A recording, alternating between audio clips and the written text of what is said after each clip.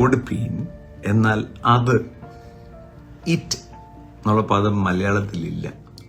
എന്താണെന്ന് സ്വന്തം അപ്പനെ അമ്മയും വേദനിപ്പിച്ചാൽ അത് തന്നെ അമർത്തി കുലുക്കി കവിയുന്ന അളവിൽ തിരിച്ചു കിട്ടിയിരിക്കും. ചിലരൊക്കെ ഭയങ്കര പ്രേമം.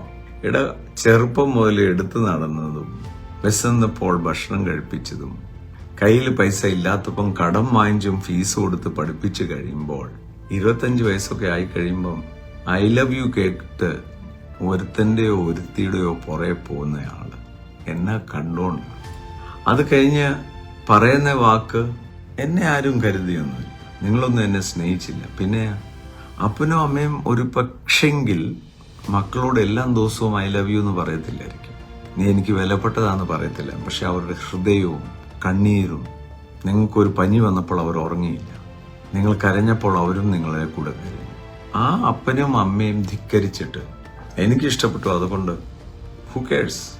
സ്വന്തം അപ്പനെ അമ്മയും വേദനിപ്പിച്ചാൽ അത് തന്നെ നിങ്ങൾക്ക് തിരിച്ചു കിട്ടും.